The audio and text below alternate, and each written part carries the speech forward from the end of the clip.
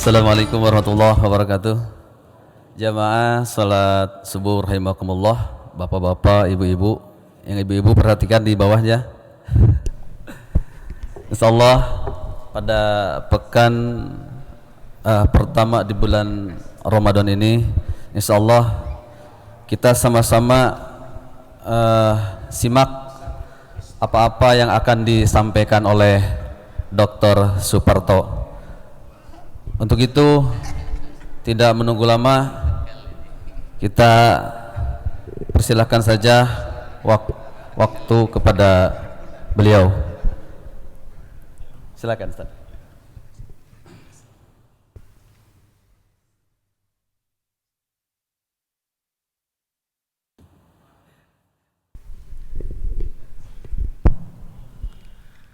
Assalamualaikum warahmatullahi wabarakatuh. Alhamdulillahi wahdah, wassalatu wassalamu ala rasulillah Sayyidina Muhammad ibn Abdillah wa ala alihi wa ashabihi wa man tabi'ahu bi ihsanin ila yaumil qiyamah. Amma ba'du. Yang saya hormati Profesor Dr. Syukron Kamil MA, Mas Ustadz Dr. Toto, terus tadi Pak Maman dan Pak Rojali yang nyari tempat saya lalu ketemu, alhamdulillah, serta muter-muter akhirnya ketemu. Kemudian hadirin hadirat jamaah Masjid Al-Hidayah Pamulang yang Allah muliakan, mudah-mudahan senantiasa kita dicurahkan oleh Allah Subhanahu wa taala dengan banyaknya rahmat, kasih sayang, dan mudah-mudahan puasa yang telah kita lewati adalah di antara amal ibadah, amal soleh yang Allah terima secara sempurna. Karena pada hakikatnya kebaikan-kebaikan yang kita lakukan, investasi yang nanti akan kita petik saat kita pulang keharibaan Allah Subhanahu wa taala. Hadirin yang Allah muliakan,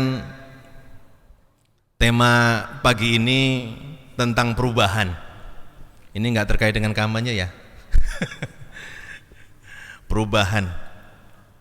Ketika kita bertemu dengan hari Ahad ini, hadirin yang Allah muliakan, ini adalah hari baru yang berbeda dengan Ahad minggu lalu.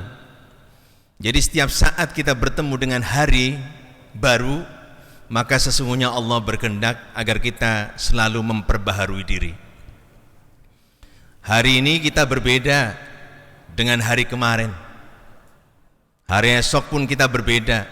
Senantiasa Allah memperbaharui kita. Namun di antara kita, siapakah yang kemudian mensyukuri nikmat itu? Nikmat agar senantiasa kita memperbaiki diri. Kata Rasulullah SAW, ni'matani maghbunun kathirun minan nas, as-sihhatu wal faraghu. Dua nikmat yang kebanyakan manusia itu tidak mau berpikir, tidak mau mengingat, yaitu nikmat sehat dan nikmat kesempatan. Berapa banyak di antara kita yang diberikan oleh Allah Subhanahu wa taala kondisi sehat, tapi jarang kemudian mengingat kesehatan itu adalah nikmat yang luar biasa. Dengan sehat kita bisa bermanfaat, dengan sehat kita bersilaturahim, dengan sehat kita bisa menebar bahagia dengan orang-orang yang kita cinta, orang-orang sekitar kita. Dengan sehat kita bisa bermanfaat dalam hidup ini. Banyak orang-orang yang baru ingat sehat ketika datang sakitnya. Ketika mampu berjalan kaki dengan hebatnya, dia tidak pernah berpikir tentang sakit kaki. Tapi begitu asam urat itu sudah menjalar kaki, baru tuh ingat tentang silaturahmi, ingat mau ke masjid, ingat tentang banyak kebaikan-kebaikan. Demikian pula nikmat kesempatan. Hadirin yang Allah muliakan, Ramadan yang Allah hadirkan dalam kehidupan kita ini merupakan kesempatan yang sangat agung dalam kehidupan kita. Banyak orang-orang berharap agar dipertemukan dengan Ramadan. tapi Allah takdirkan tidak memiliki kesempatan untuk menikmatinya secara sempurna, mungkin karena sakitnya, atau juga ada di antara keluarga kita yang Allah panggil terlebih dahulu menjelang bulan Ramadan, lalu kemudian tidak mendapatkan kesempatan untuk menikmatinya. Dan kita, hadirin Allah muliakan, adalah orang-orang terpilih, orang-orang terpilih yang dipertemukan dengan bulan Ramadan. Tentu saja Ramadan yang sekarang itu tentu adalah Ramadan yang baru, bukan seperti Ramadan yang tahun lalu. Maka kesempatan sekarang inilah, di Ramadan ini, kita untuk memperbaharui diri kita. Oleh karena itu, sebagai orang-orang yang istimewa, yang Allah sentuh hatinya, karena tentu yang menikmati Ramadan adalah orang-orang yang beriman. Ya ayyuhalladzina amanu, itu undangan Allah. Mustahil kalau dalam diri kita itu tidak memiliki keimanan, maka ada rasa bahagia yang begitu tinggi ketika kita masuk dalam bulan Ramadan. Apabila kita dalam setiap harinya semakin nikmat melaksanakan rangkaian ibadah puasa, dari mulai niat puasanya, lalu kemudian imsak, menahan lapar dan dahaga hingga berbuka. Dari rangkaian-rangkaian itu lalu kemudian ada sholat berjamaah, isya, taraweh, witir, dan amal-amal sunnah. Semakin hari kita semakin nikmat merasakannya, maka yakinlah bahwa Allah itu sedang memperbaiki diri kita. Allah sedang menghadiahkan kita peningkatan kualitas keimanan kita. Jadi kalau semakin nikmat merasakan puasa, itu artinya semakin Allah meningkatkan keimanan kita. Kadang-kadang kita begitu bulan Ramadan menjelang lebaran terlalu lama amat ya puasa, kagak lebaran. Itu artinya dalam diri kita ketika Allah mengkondisikan agar kita menjadi baik, kita tidak mau baik. Kita ingin kebebasan. Maka kata Rasulullah SAW, ya ibna Adam, kullukum dallun ila man hadaituhu. Wahai anak-anak Adam, kalian seluruhnya itu tersesat illa man hadaituhu, kecuali dia yang aku beri hidayah. Makanya kenikmatan yang kita reguk di dalam bulan Ramadan adalah bagian dari hidayah. Bahkan ketika kumpul di masjid, apapun kegiatannya, pernah Rasulullah SAW singgung dalam satu hadisnya, majtama'a qaumun fi baitin min buyutillah, dan tidaklah satu kelompok manusia yang mau berkumpul di satu rumah di antara rumah-rumah Allah. Masjid Al-Hidayah ini ada di antara rumah-rumah Allah. Lalu yatluna kitaballah wa yatadarasunahu bainahum, di dalam perut rumah Allah itu kelompok-kelompok manusia ini yatluna kitaballah, membacakan kitab Allah, membacakan Al-Quran, wa yatadarasunahu bainahum, lalu kemudian mereka menyelami kandungan dan isi dari Al-Quran. Jadi tidak cukuplah bagi kita sekedar membacanya, tetapi coba kita untuk menyelami maknanya. Eropa saat ini sedang terjadi gelombang mu'alaf besar-besaran. Ya, setelah September 11, lalu kemudian penistaan Israel terhadap Palestina. Tadi Prof. Sukron Kamil dalam doa kunutnya mendoakan mereka. Kalau kita bandingkan dengan orang-orang Palestina yang saat ini di Nista, puasa kita ini rasanya belum apa-apa. Penderitaan lapar dan dahaga kita itu agaknya belum sekuku hitamnya dibandingkan dengan penderitaan haus dan lapar mereka. Dahsyat ketika Allah kemudian memberikan cobaan dan kita sebagai satu kesatuan dari umat Islam merasakan betapa penderitaan kita itu belum apa-apanya dibanding penderitaan saudara-saudara kita di Palestina. Kita selami, hadirin hadirat yang Allah muliakan, kandungan Al-Quran. supaya kita menikmati ketika kita berhadapan dengan Allah. Ada koneksi yang syahdu ketika kita sholat. Kita kadang-kadang komplain kalau imamnya itu terlalu banyak baca ayat. Ya, kalau bisa sendirian sholat cepat, kenapa harus lambat? Padahal ketika kita baca Al-Fatihah, ketika kita memahami sholat kita, pada saat kita Allahu Akbar, Allah yang maha besar, itu maknanya kita mesti setelah sholat hilang kesombongan kita, setelah sholat hilang ketakaburan kita, setelah sholat hilang segala apa yang nempel pada diri kita yang hakikatnya adalah titipan Allah yang sewaktu-waktu Allah cabut. Harta kita mungkin jadi kebanggaan kita, pangkat kita mungkin jadi kebanggaan kita, rumah mewah jadi kebanggaan kita, keluarga yang sukses jadi kebanggaan kita. Suatu ketika Allah cabut, maka kita tinggalkan semuanya. Maka ketika kita ungkap Allahu Akbar, maka kita lenyapkan diri kita. Allah sangat tidak suka pada orang-orang yang takabur.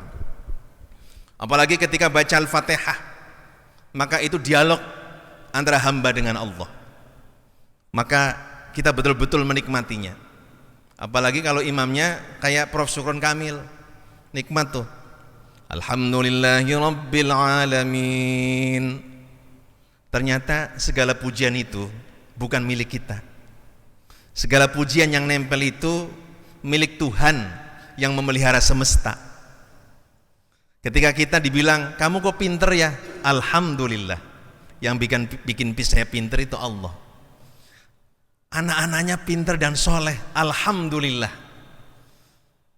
Jangan-jangan ketika dipuji, anaknya pinter, siapa dulu bapaknya? Ya, siapa dulu ibunya? Ya. Perubahan-perubahan yang kita lakukan itu kalau tidak ada izin Allah tidak akan terjadi. Hadirin yang Allah muliakan.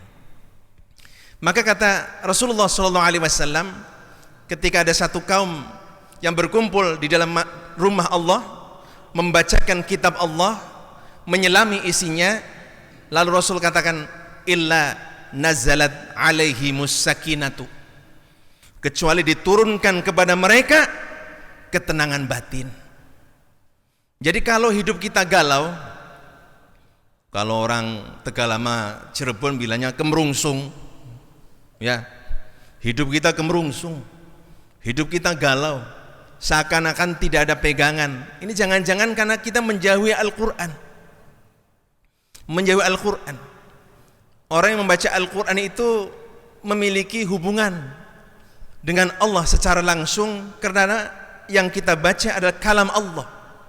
Seolah-olah Allah sedang menemani kita, Allah sedang bicara dengan kita.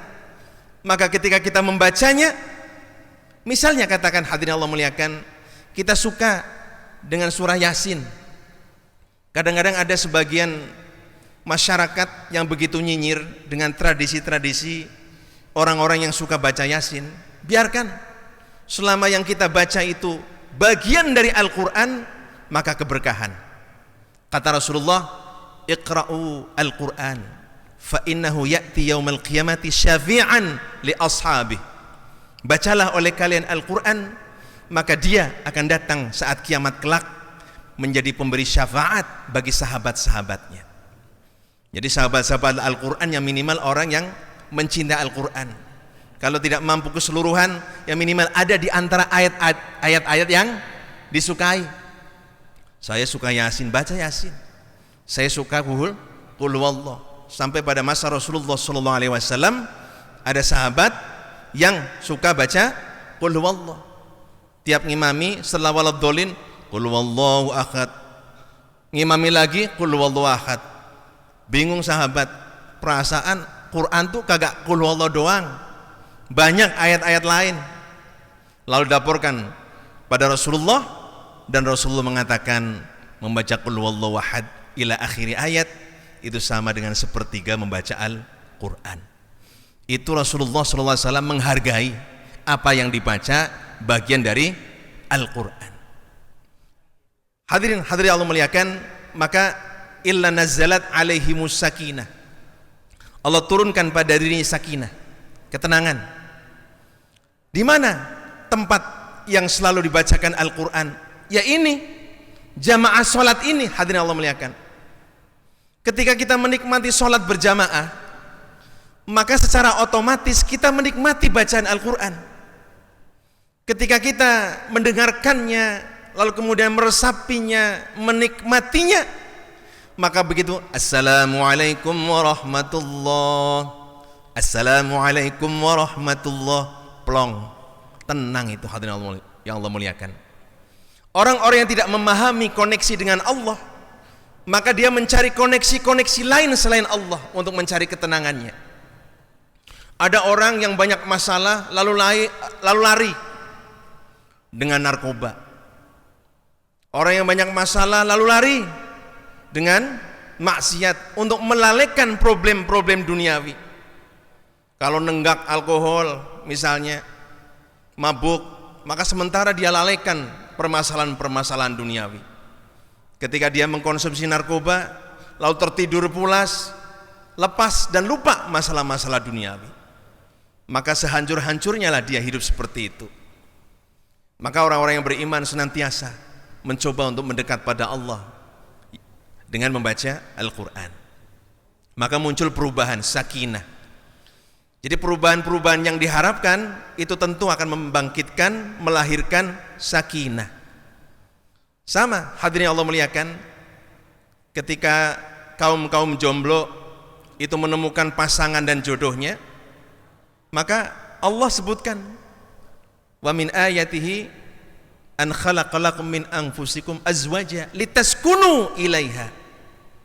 Dan di antara tanda-tanda kekuasaan Allah, maka dia ciptakan pasangan-pasangan hidup dari kalian, litaskunu ilaiha, untuk merasakan ketenangan di dalamnya. Jadi harapan-harapan manusia lalu menemukan pada alam realita, maka itulah yang membuat manusia sakinah. Bahagia itu letaknya di sakinah.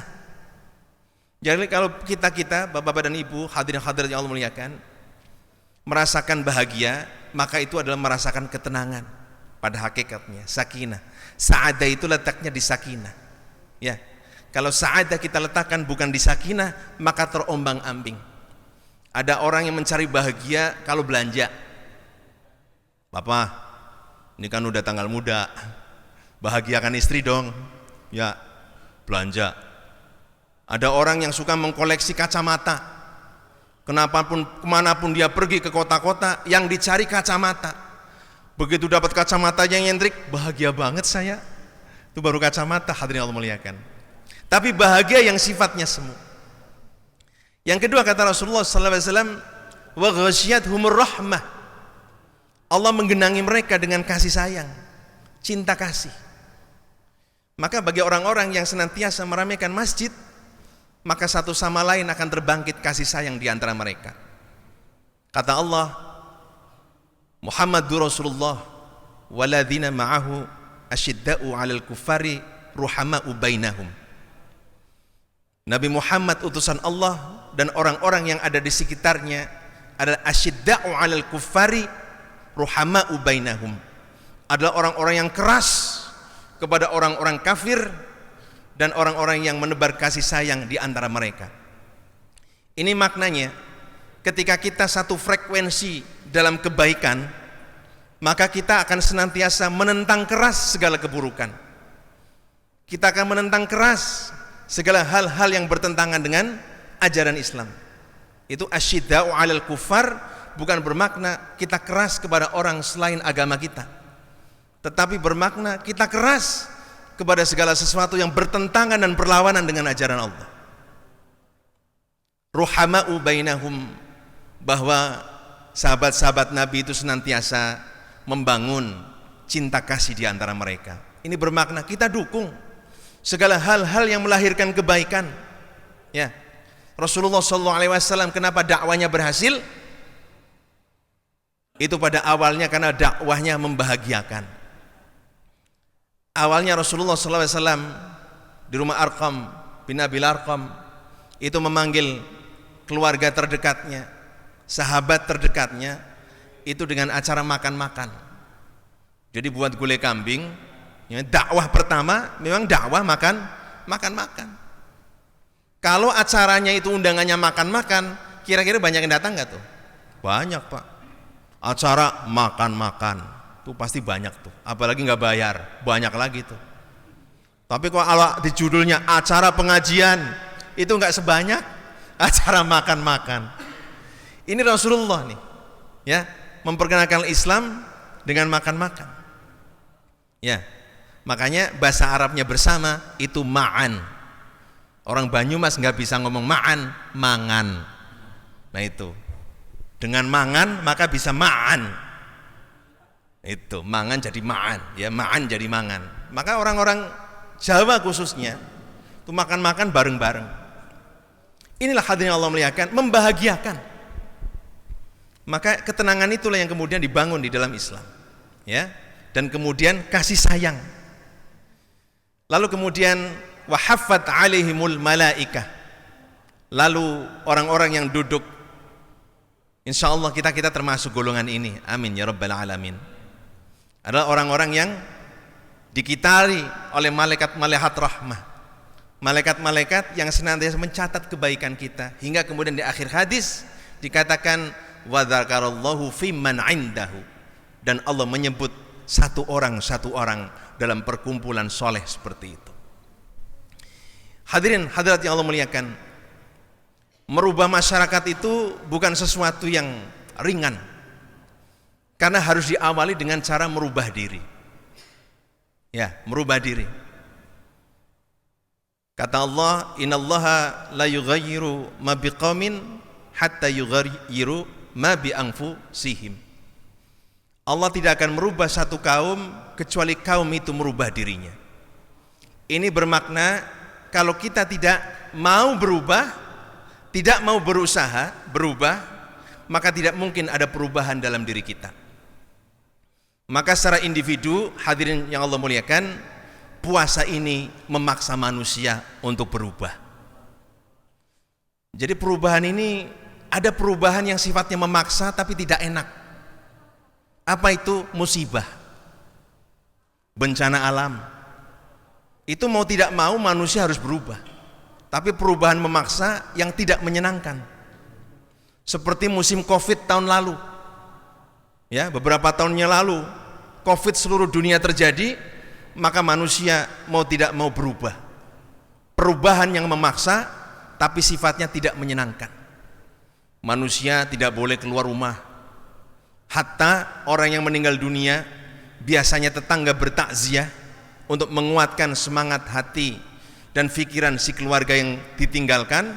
Tapi kemudian alih-alih banyak tetangga yang datang, ternyata tidak boleh. Manusia dipaksa berubah. Ini perubahan yang sifatnya memaksa. Lalu ketika hadir Ramadan ini perubahan yang sifatnya pilihan ini. Sehingga Allah menseleksi hamba-hambanya untuk mau berubah apa tidak. Mungkin ketika kita awal-awal berpuasa, yang kita latih adalah kemampuan kita untuk menahan diri dari lapar dan dahaga. Maka begitu kita selesai puasa, maka indikator lapar dan dahaga menjadi indikator kesuksesan kita berpuasa. Ini namanya level puasa fisik, puasa bagi para pemula. Jadi kalau sudah lapar dan dahaga bisa dicegah, selesai. Allah luar biasa untuk memperkenalkan dirinya, hadirin hadirat yang Allah mulia. Tidaklah perlu memperkenalkan Allah dalam makna yang abstrak. Allah Rahim, Allah Rahman, Allah Malik, Allah Qadir. Cukup manusia diajarkan lapar dan dahaga. Maka begitu acara paling favorit di TV adzan maghrib, ya, baru tuh orang semangat sekali untuk menikmati buka puasa. Allahumma laka sumtu wa bika amantu wa ala rizqika aftartu. Dengan namamu aku berpuasa ya Allah, denganmu aku beriman, dan atas rizkimu aku berbuka puasa. Jadi memperkenalkan Allah dari sisi materinya. Jadi ketika kita kehilangan momen untuk makan dan minum secara bebas, lalu Allah pertemukan dengan waktu kita bisa makan dan minum, maka ketika makan dan minum itulah kita diingatkan, hei manusia, makan dan minum itu milik siapa? Allah. Makan dan minum itu ditakdirkan masuk ke mulutmu, siapa yang menakdirkan itu? Allah. Banyak orang-orang yang disodorkan makanan, hadirin Allah yang Allah muliakan, yang menurut standar umum adalah makanan enak, minuman terlezat, tapi dia tidak mampu untuk mengambilnya. Ya, jari pun tidak mampu digerakannya, apalagi sekedar mengangkat sendok. Secara normal orang mengangkat sendok kan ringan, tapi ada di antara saudara-saudara kita yang tak mampu mengangkatnya. Atau ketika sampai ke mulut, ada juga yang kemudian tidak masuk ke tenggorokannya. Jadi betapa kemudian manusia diingatkan tentang wujud Allah melalui rezekinya.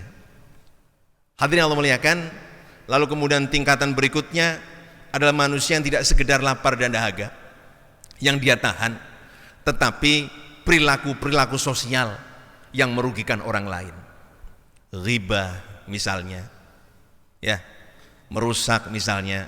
Maka bagi orang-orang berpuasa, satu pesan pentingnya adalah ada perasaan Allah selalu mengawasi kita. Andai kata individu-individu muslim itu merasakan pengawasan Allah, maka dia akan bekerja dengan cara terbaik, menjadi karyawan-karyawan yang terbaik, menjadi dosen-dosen yang terbaik, menjadi guru-guru yang terbaik, menjadi kepala sekolah yang terbaik, karena dia merasakan pengawas sejati adalah Allah Subhanahu wa taala. Sebagaimana orang berpuasa, kalau belum waktunya tidak berani untuk berbuka. Itu artinya dia merasakan pengawasan sejati Allah Subhanahu wa taala. Maka orang-orang terbaik dalam kehidupan ini tidak perlu harus dimandori. Tukang itu kalau merasa yang mengawasi sejati adalah Allah, maka dia menjadi orang terbaik. Allah akan buka rezekinya. Dia itu nggak diawasi, tapi kerjanya luar biasa, pasti laris, Pak.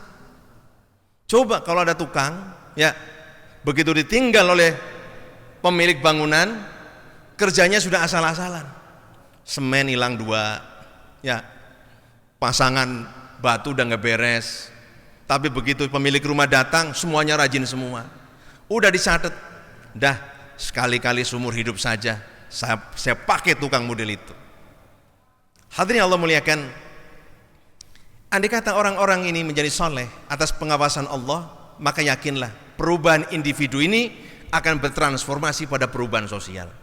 Tidak ada orang yang mau menista orang lain, tidak ada orang yang mau gossiping aib-aib orang lain lalu kemudian menebarkannya, membangun fitnah di antara mereka.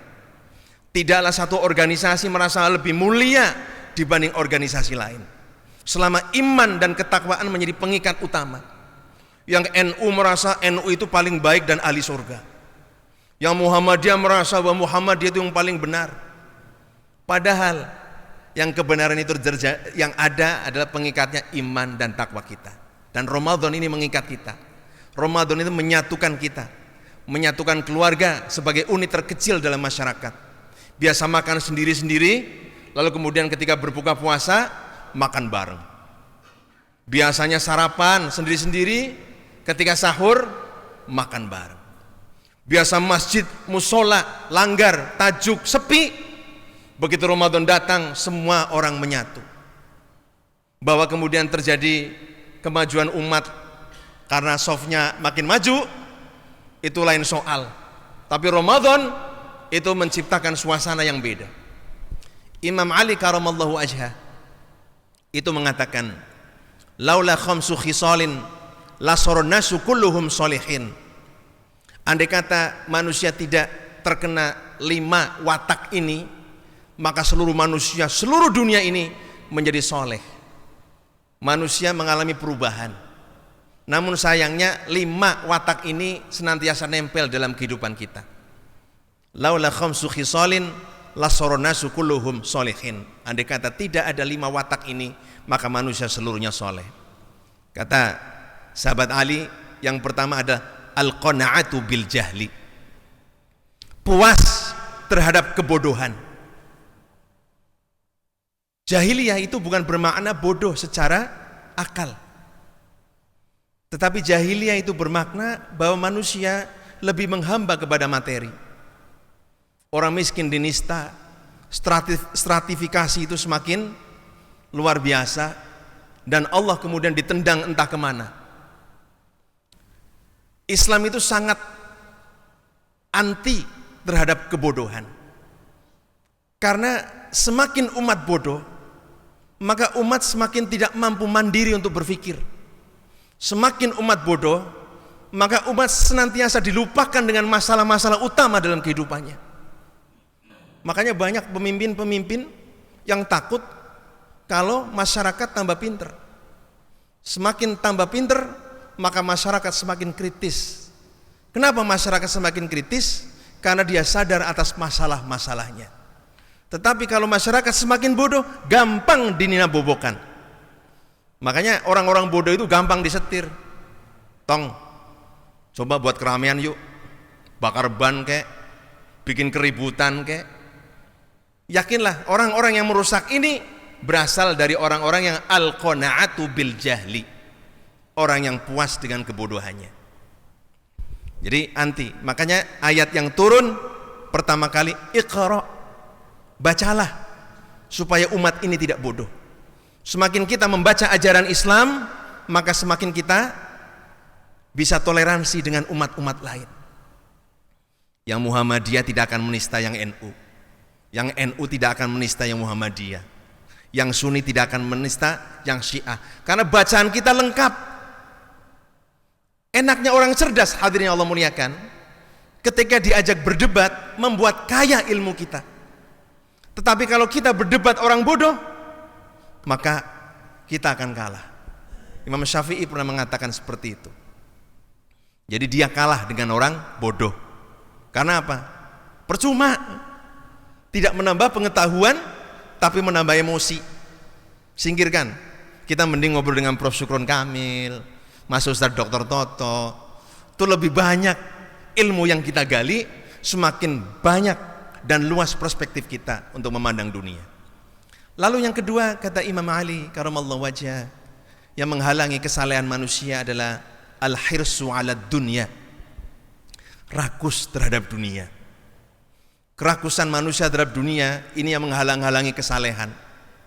Ya, karena kerakusan terhadap dunia menggiring manusia untuk menghalalkan segala cara. Apapun caranya, yang penting tercapai. Berpikir pragmatis. Yang terpenting apapun yang saya inginkan tercapai.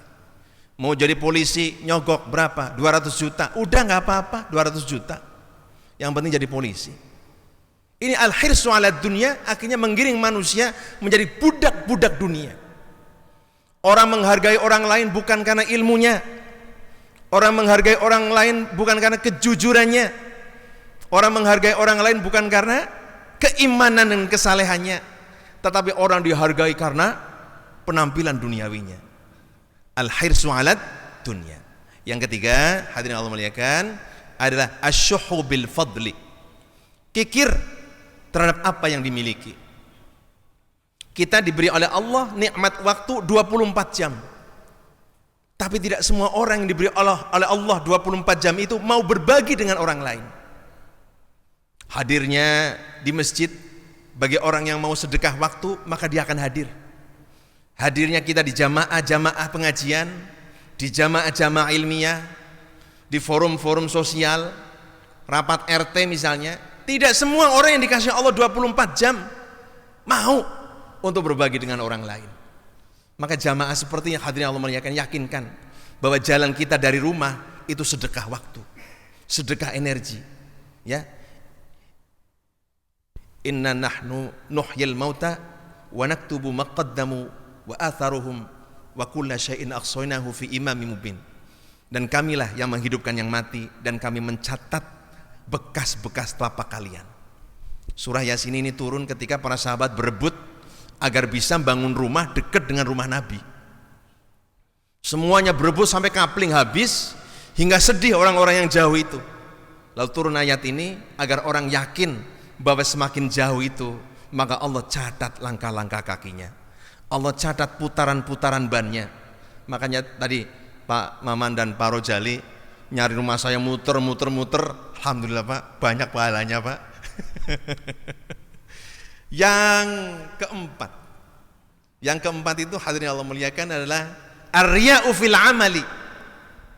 Suka pamer. Riya itu apa? Tidak sekedar pamer hadirin Allah muliakan. Ar-riya itu menaruh niat selain Allah.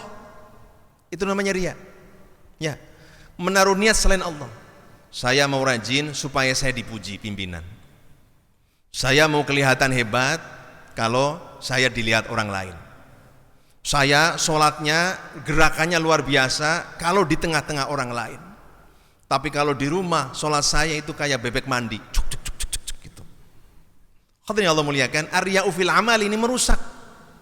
Karena akhirnya apa? Orang tidak menunjukkan sifat aslinya. Yang muncul adalah kepura-puraan. Yang muncul adalah pencitraan agar orang dinilai baik. Coba saja, kalau sudah muncul era-era pemilihan, banyak orang-orang dermawan yang tadinya nggak pernah bagi-bagi, tiba-tiba bagi-bagi kerudung, ya jadi orang baik, ya kan? Yang nggak pernah bagi-bagi sembako, tiba-tiba bagi-bagi sembako. Ar-riya'u fil amal itu menyakitkan, karena ketika dia tidak mendapatkan apa yang dia inginkan, maka banyak orang stres. Saya sudah berbuat bagus di kantor ini, tetapi pimpinan tidak pernah melirik saya. Ah, ngapain juga? Ada dan tidak ada, bagus tidak bagus, nggak pernah diapresiasi, akhirnya malas lagi.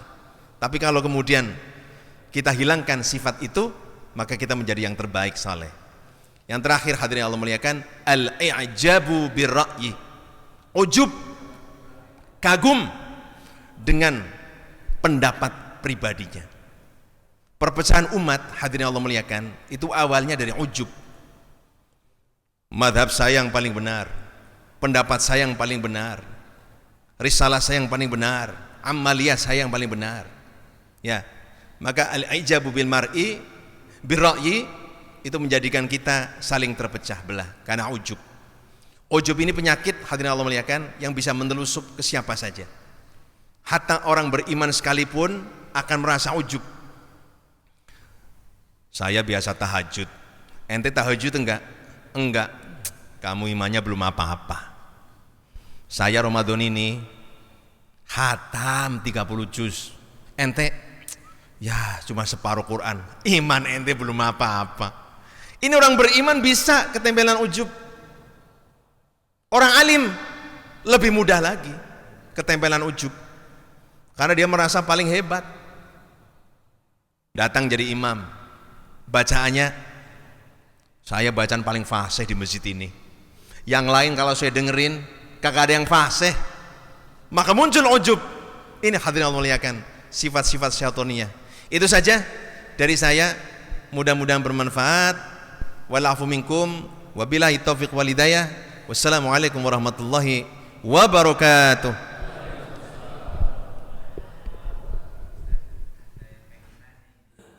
Ada ya? Kan sampai ngasih tahu. Kira udah Pak Ribut udah ngasih tahu. Iya.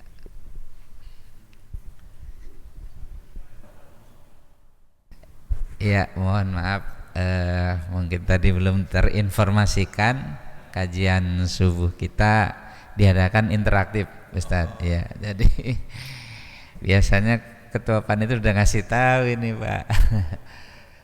Monggo kepada jamaah yang mungkin ingin berinteraksi, bertanya atau mungkin ada pengen sharing ya problem masalah, dipersilahkan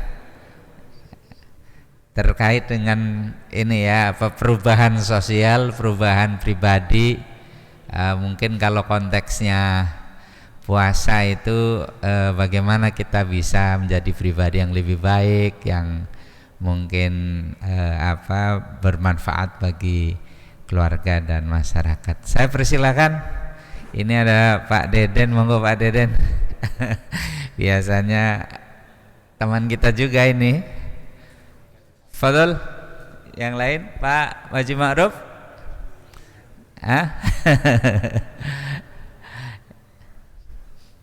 Pak Haji Purwo monggo.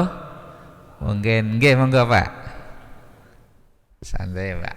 Santai. Ada ini Pak Haji Purwo yang mau tanya. Nggih monggo. Kayaknya maju dikit lagi. Pas. Bismillahirrahmanirrahim. Assalamualaikum warahmatullahi wabarakatuh. Mohon maaf Bapak-bapak, menyita waktu sedikit. Jadi tadi Rasulullah sangat mengapresiasi orang-orang yang suka membaca Al-Quran, Ustaz. Tadi katanya kalau kita membaca surat Qul Huwallahu Ahad itu sudah membaca sepertiga Al-Quran. Ingin saya tanyakan, seperti saya mungkin tidak tahu maknanya, itu bagaimana Ustaz? Kita baca Al-Quran, saya baca Al-Quran, tapi saya tidak tahu maknanya, gimana?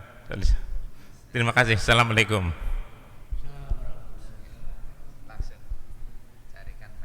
Iya. Terima kasih Pak, pertanyaan yang bagus sekali. Jadi ketika kita mengimani Al-Quran, maka iman kita itu sampai pada pengakuan bahwa Al-Quran itu kalamullah. Ya.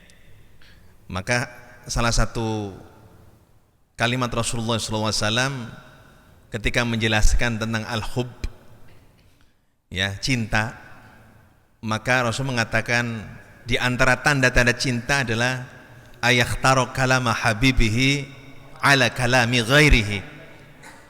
Orang yang mencintai itu akan senantiasa memilih kata-kata yang dicintainya dibanding kata-kata selainnya. Ya, kata-kata yang dicintainya. Makanya ketika kita membaca Al-Quran, itu secara langsung bahwasanya kita sedang berupaya untuk mencintai Allah. Ya, untuk mencintai Allah.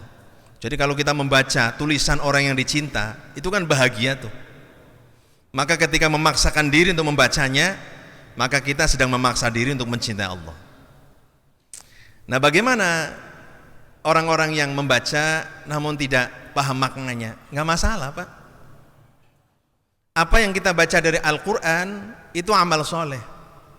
Bahkan dalam hadis lain dikatakan satu huruf dari Al-Quran itu 10 kebaikan yang Allah catat baginya, bagi yang membacanya. Itu satu huruf. Ya.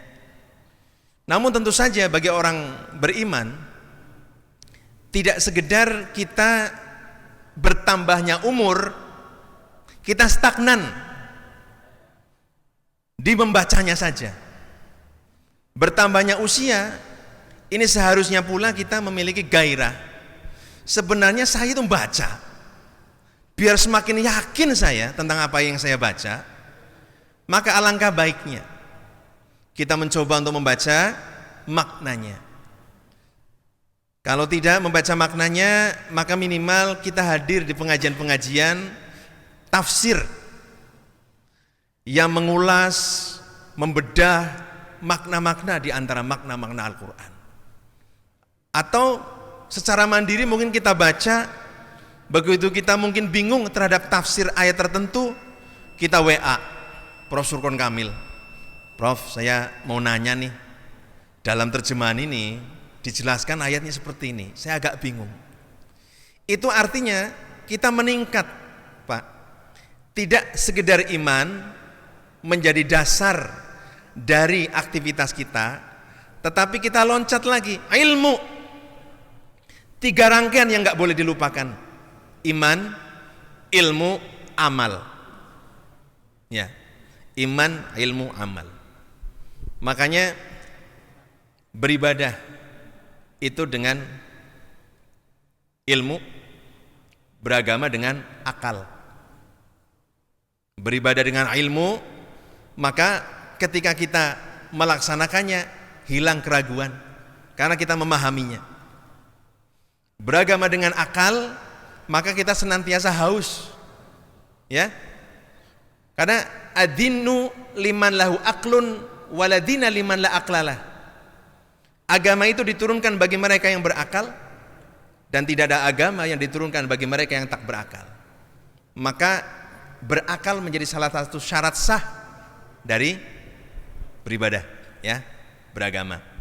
Makanya saran saya tetap mendapat pahala Pak, meskipun kita tidak paham apa yang kita baca.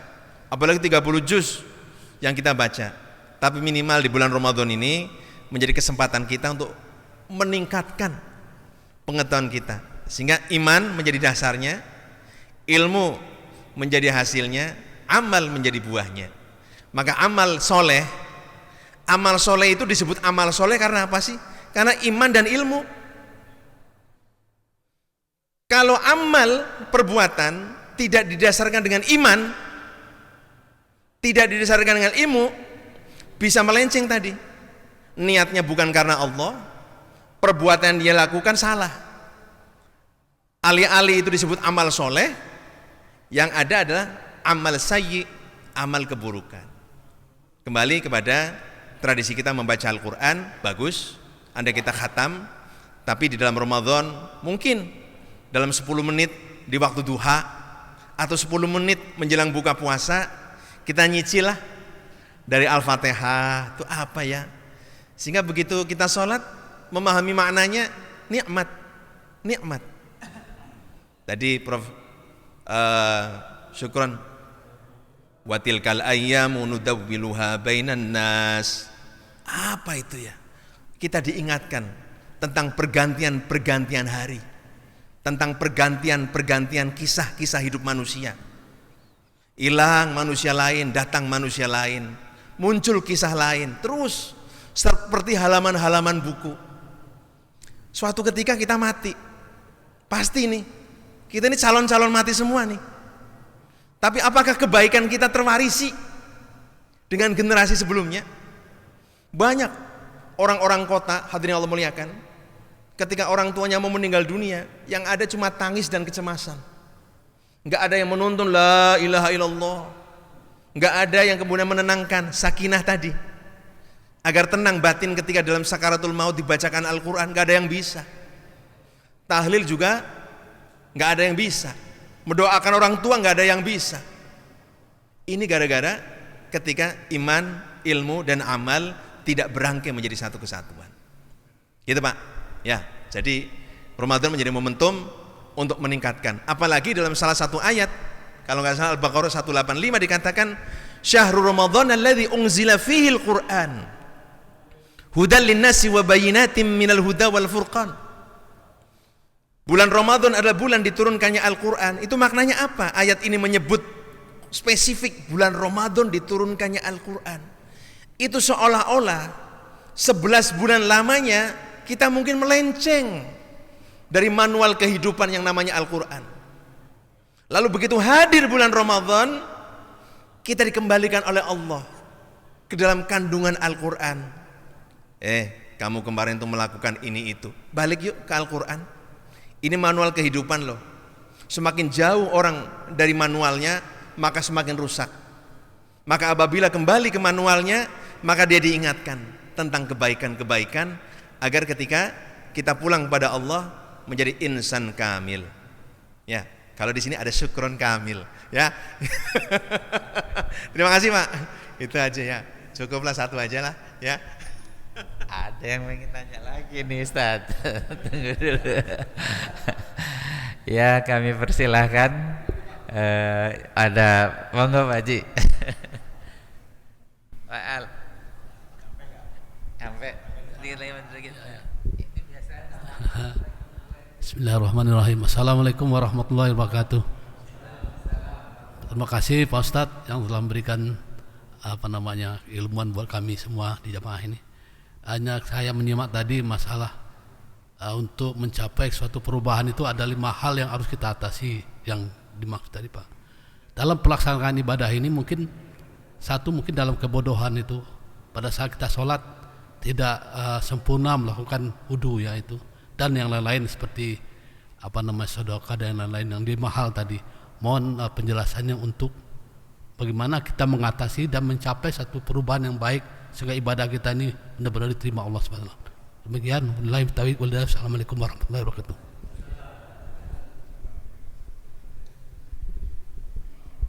Ya, terima kasih Pak. Jadi bagaimana kemudian dapat menghasilkan perubahan? Artinya Allah ketika mengharuskan kita beribadah.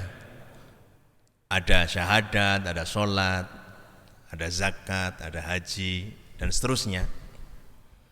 Itu pada hakikatnya adalah Allah ingin memunculkan iman itu tidak tersembunyi. Tapi iman harus berwujud terejawantahkan. Terejawantahkan dalam kehidupan nyata. Makanya coba, Quran mengatakan inna sholata tanha 'anil fakhsya'i wal munkar. Sesungguhnya sholat itu bisa mencegah dari fakhsya wal munkar. Fakhsya wal munkar itu sama-sama keburukan lah. Artinya sholat seseorang itu sesungguhnya bisa mencegah dari keburukan diri sendiri. Sampai Rasulullah SAW mengatakan al-muslimu man salima akhuhu min lisanihi wa yadihi. Definisi orang Islam itu gampang menurut Rasulullah. Siapakah orang Islam? Orang Islam adalah dia yang mampu menebarkan keamanan bagi saudaranya yang lain dari bahaya lisan dan perilakunya. Makanya kalau kita relasikan dengan inna sholata tanha 'anil fakhsya'i wal munkar, maka kalau saya boleh berpikir bahwa sholat orang yang diterima oleh Allah adalah sholat yang membawa perubahan pada dirinya. Sholat, korupsi, berarti nggak beres nih. Sholat, tapi melakukan keburukan terus-terusan, berarti nggak beres nih. STMJ, sholatnya terus, maksiat jalan. Ya. Maka hadirin Allah muliakan, sholat ini laksana charger HP. Ya. Kita punya HP, makin lama makin mati kan? Baterai energinya habis, kita colok lagi. Sama. Antara waktu sholat dengan sholat ini manusia banyak melakukan dosa. Ya.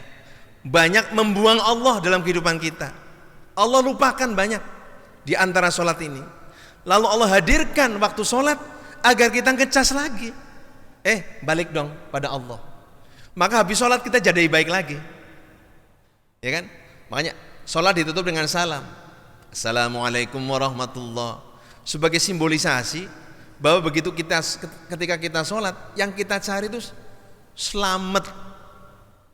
Maka dalam bahasa Jawa itu ada selaman, slumun, selamat. Selaman itu islaman, slumun itu muslimun, selamat itu salamatan. Jadi kalau orang Islam maka harus menjadi muslim. Kalau orang muslim maka dalam hidupnya senantiasa yang dia cari adalah keselamatan, yang dia tebar adalah keselamatan. Makanya dalam tradisi Jawa, selamatan itu adalah perputaran waktu. Lahir ada selamatannya, ya kan? Mau berangkat umroh ada selamatannya, punya rumah baru selamatannya, ya. Maka keselamatan hakiki adalah kembali pada Allah. Maka sholat itu menjadi charger, Pak Haji. Jadi kalau kita dekat dengan Allah, tadi yang saya sampaikan adalah kita merasa diawasi. Selama kita merasa diawasi, maka kita menjadi orang baik. Tidak perlu pengawasannya itu harus materi. Dulu itu banyak pelanggar-pelanggar lalu lintas. Lalu pinternya pemerintah membuat patung-patung polisi di setiap pengkolan, setiap perapatan. Jadi ketika ngelamun lihat patung langsung. Jadi kalau gitu sebenarnya mayoritas masyarakat kita masih menyembah berhala. Karena Tuhan itu harus dalam wujud materi. Tapi kalau kita sudah pada tataran keimanan yang kuat, kita hilangkan tuh berhala-berhala itu. Patunglah, manusia yang mengawasilah. Karena kita sudah develop, membangun diri kita menjadi orang yang baik. Maka kemudian musuh utama kita itu 5 tadi. Kita nggak boleh puas dengan kebodohan. Kita hilangkan kerakusan. Kita kemudian hilang kekikiran. Lalu kemudian kita hilangkan menaruh niat selain Allah. Dan kita hilangkan rasa ujub dalam diri kita. Maka kita akan menebar keselamatan. Itu Pak Haji. Ya, makasih. Baik, ada lagi enggak Bapak Ibu? Ini ibu-ibu ada di bawah Pak, jamaahnya ya. Jadi bapak-bapak silakan. Ada Pak Haji Ma'ruf mau nanya? Cukup ya. Yang lain bagaimana? Cukup ya. Alhamdulillah kajian Ahad subuh hari ini saya kira sudah banyak sekali ilmu yang diberikan oleh narasumber kita, Bapak Ustadz Haji Suparto PhD.